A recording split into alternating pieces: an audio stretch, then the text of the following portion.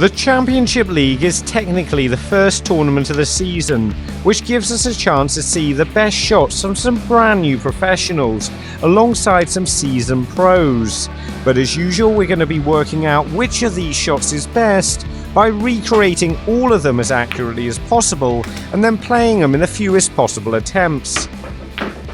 And we begin with an incredibly accurate positional shot from Ronnie O'Sullivan, who gets the perfect cannon to knock the red on back across the table. However, because Ronnie was unable to complete the clearance, he only drew this match 2 frames all, and with it being a group format, that wasn't enough to see him get through to the next round. I'm struggling to get both the pot and the cannon here at the same time, but I think I've got it on my 3rd attempt, and it's gone about as well as I could expect.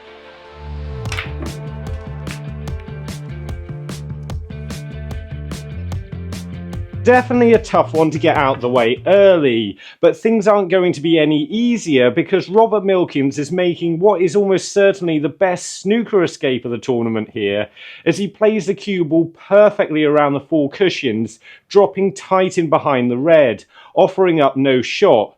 Despite this brilliant escape, unfortunately Robert lost the frame and the match, so it made no difference as he ended up bottom of this group.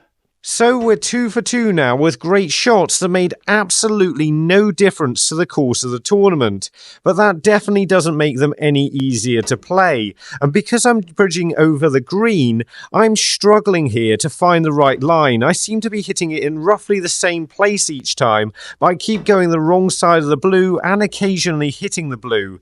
This is a little bit better, but I've got the wrong side of the red, and that shot would have been disastrous if Robert had played it in the match, but I think I finally found the right line and got it. Not quite, I landed on the top of it. Probably would have been safe, but I'm trying to get in behind it and I think I've got it here. What's the weight like? A bit hard, but that's pretty good for the shot it was.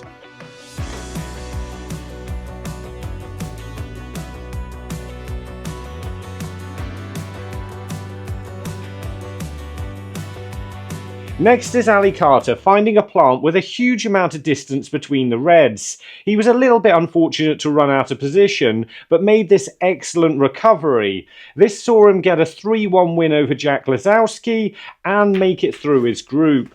Annoyingly, I played a push shot on my first attempt because the balls are so close together, so let's see if I can get this lined up right again. That's pretty good, although I don't think this was as difficult as I thought it was. Mark Williams is 18 points behind in this frame, and it looks like the balls are completely safe, with the blue being against the baulk cushion. Despite this, Mark manages to cut the blue in along the cushion and retain position on the pink, allowing him to make the clearance and force a respot.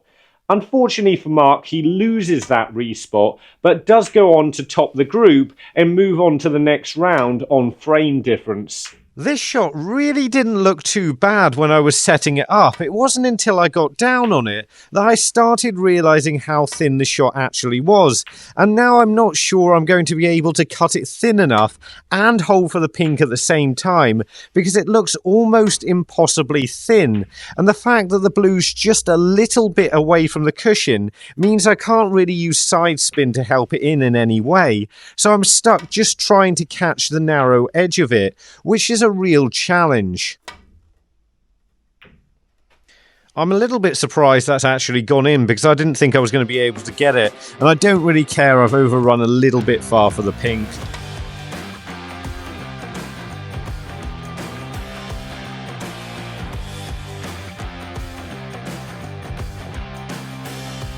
New world champion Kyren was already out of it at this stage and powered in this black as a bit of fun, which saw him get a 100 break and a 2-all draw with Scott Donaldson. However, he needed to win the match to progress to the next round, and it was in fact the Scot that went through. Oh, I can't believe that's happened. I was really happy to get it on my first attempt as well, because it's a really difficult angle to judge. Although I seem to have got it here, and thankfully this time I haven't gone in off, although I'm not far enough up the table. Hossein Vafaei is powering the pink into the middle pocket now and screwing the cue ball round the cushions with reverse side to give himself a shot at the next red. This is a really well played positional shot, but despite this he had lost the frame and the match to Long Zhuang, and despite beating Sean Murphy and Jamie Jones, Hossein didn't make it past the last 32 stage. I'm expecting this one to be really difficult because I've got to generate a huge amount of backspin to get the cue ball round the two cushions, and I've got to play it with quite a lot of reverse left-hand side as well, which is making it difficult to even pot the pink. Unlike some other shots I'm going to try in a minute, there's really nothing I can do to help me out with this one. I'm just going to have to cue it as well as I possibly can and hope that's good enough. And I've just about got away with it. I'm actually really happy with this one because I didn't think I was going to be able to play it.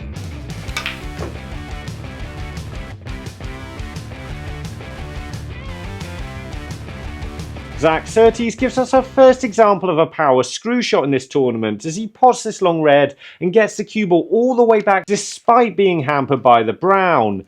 This should be a little bit easier for me because I'm right-handed and the brown won't be in the way so much. Zak eventually went on to win this match but didn't go any further in the tournament. Obviously, when I say it's going to be easier because I don't have to bridge over the brown too much, it's not going to be that much easier. I've still got to make a really accurate pot here with a lot of power and backspin to get the cue ball top side of the blue, and I'm struggling to hit it straight enough, although I'm really not far away. That's pretty good. I'm possibly a little bit short, but definitely top side of the blue.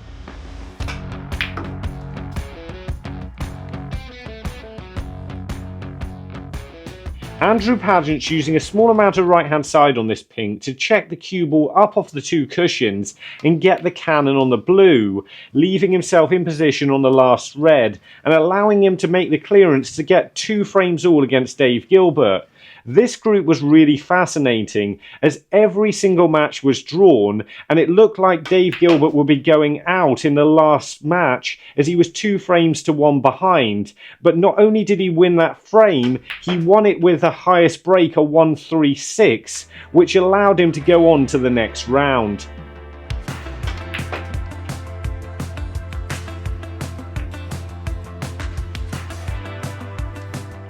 Antoni Kowalski is a new player to the tour who just gone on via Q School. Here he turns down the easier blue because it doesn't offer up position and pots the yellow, screwing the cue ball all the way back to the red near the top cushion. He eventually goes on to get a 2-all draw in this match against Jordan Brown and a draw in every game in his group, which is fairly impressive, although it wasn't enough to qualify.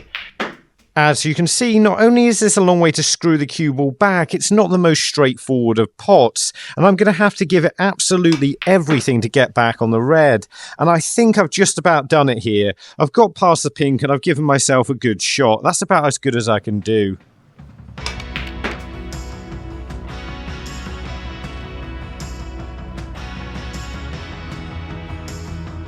Here's another shot, this time from Gong Chenzhi, that I'm really going to have to cue well as the white goes all the way back to the bolt cushion again. Despite this good pot, he eventually lost this frame and the match 3-1 to Stuart Carrington, who would eventually go on to win the group. I think this is the hardest of these shots I've played so far because I've got to get the cue ball all the way back to the bolt cushion and the red's still quite a long way from the pocket. But I've got it and I've hit it as well as I possibly can, and that's physically as far as I can get the cue ball back, unfortunately.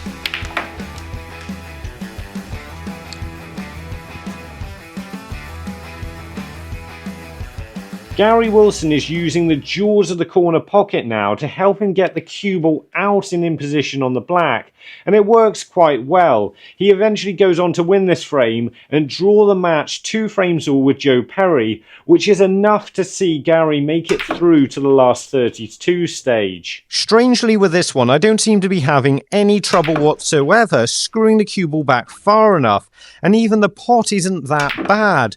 What seems to be the difficulty here is actually getting it lined up perfectly in the first place, so when I pot the ball and screw the cue ball back, it actually goes towards the jaw. I'm trying time and time again here, but I'm just not getting it to go in the right angle, and I need to line it up absolutely perfectly to do that. Annoyingly, that time, I just didn't cue it well enough. Had I struck it properly, I may have been alright with that one. I just got to see if I can get it lined up right. I think this one's just hitting the jaws. I'm taking that. I'm definitely not getting it any better.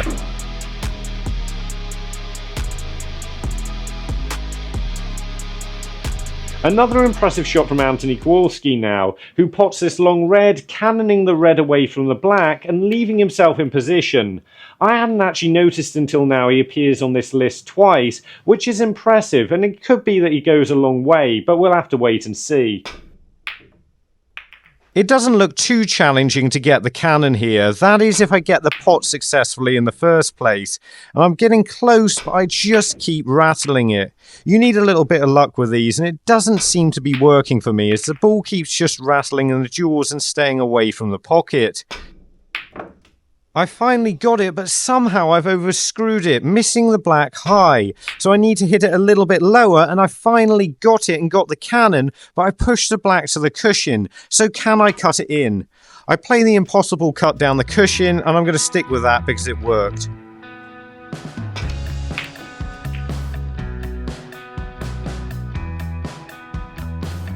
Artemijs Žižins, or possibly Artemijs Žižins. I'm not sure which one of those is right, possibly none of them. Either way, he's playing a really good positional shot here as he powers the black in, gets the cue ball around the green and back down the table for a red. He goes on to win this match 3-0 against Ben Mertens, but unfortunately doesn't qualify through the next round. I'm not 100% sure just how much control he had over this one, but I don't care, we're playing it anyway. And the goal is to get round the green for that red at the bottom of the pack. And it's not exactly easy to get in a gap that small, but I'm getting closer, and that's actually pretty good. It looks like somehow I'm coming too far down the table here. I didn't think that was going to be possible, but I'm still in position on the red.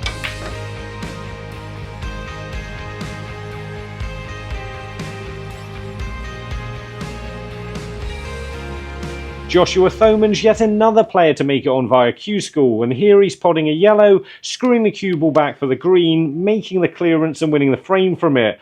Unfortunately, he then lost the match 3-1, but did manage a draw against eventual tournament winner Ali Carter, 2 frames all in this. Obviously, I'm really happy to get this straight away, but unfortunately, I've dropped right on top of the green. That wasn't just on it, that was touching the green, so that wasn't any good. I'm going to have to try again. This time I've potted it, and I've ended up cannoning the brown, but I'm just about good enough on the green to pot it, and I know I'm only going to overscrew it if I try it again.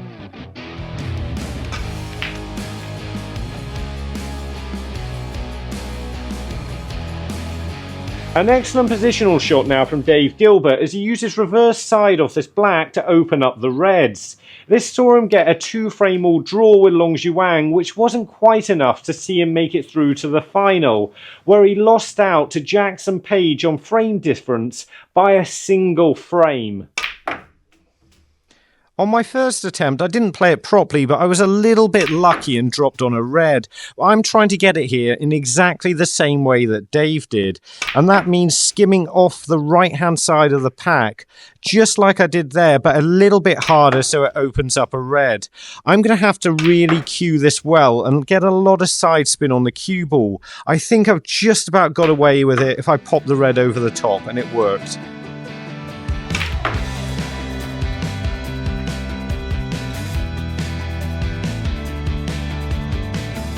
No significant doubles in this tournament, so we're looking at crucial snookers on the pink, and this one for Ali Carter made a big difference and could have even won him the tournament, as he looked to go 3-1 down to Wu Yize, but instead he got the penalty points he needed off this and won the frame. This made a big difference because it allowed him to easily get through to the next stage and then eventually go on to win the tournament. I managed to get the right line on my first attempt, but here looks a lot better for speed, and I've dropped tight in behind the black. It's actually a better snooker than Ali's.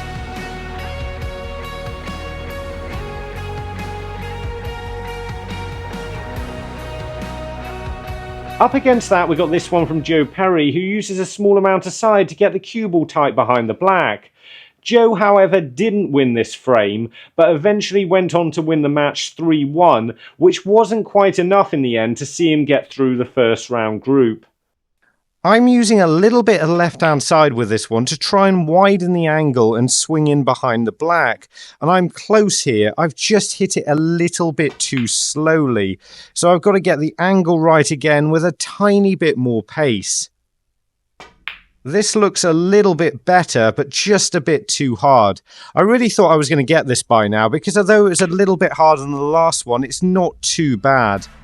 So which of these was the best snooker on the pink? Cue the music. Unfortunately, what's happened here is the sound didn't record for this clip, and I can't really remember what I was saying, but the gist of it was that Joe Perry's shot was a little bit better, but Ali Carter's shot was more significant, so he's this week's winner.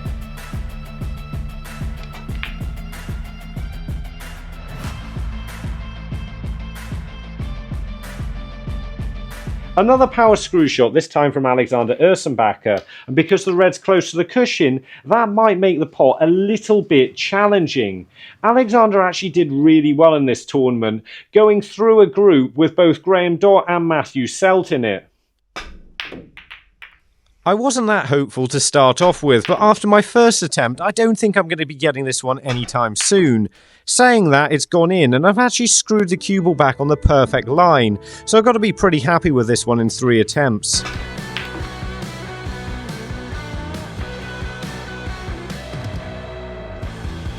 We've got another Ali Carter shot coming up next, right after we find Alejandro, who's in Montevideo, Uruguay, which is there. Eventual tournament winner Ali Carter finds this long red when he looks in a lot of trouble. Not only does he manage to get the cue ball back to bulk, which didn't look obvious, he gets the red at the same time. This is going to be a tough one because I'm going to have to dig into the cue ball with a tiny bit of right-hand side out of the jaws of the pocket. And as you can already see, I'm struggling to hit the cue ball straight doing that.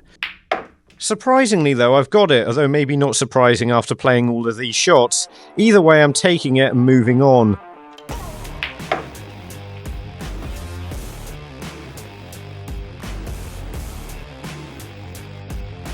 Thepchaiya Un-Nooh was another player who was able to get through his first round group, and with shots like this against Mark Joyce you could see why. He ended up winning this match 3 frames to 1 and took 2 wins and a draw through this stage. We've got all this way through the video, and I think this is probably the first shot I've had to power in off the bulk cushion, so don't be surprised if it takes me a few to get anywhere near this. I'm not too far away, but I'm not quite making it to the jaws yet, and in fact I think I'm getting further away with every single shot.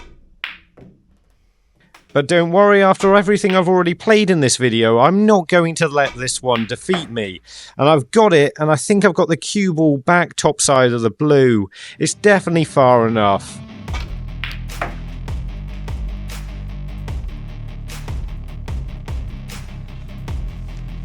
Well, there we go. First tournament of the season is over. That is if you can call the Championship League a tournament. And remember, you can still vote for your favourite shot by following the link down in the description. And if you want to have a look at the best shots from last season, then these 2 videos will show you just that. And remember, don't just watch, play, and make the commitment to becoming a better player by subscribing to the channel and visit the website. See you later.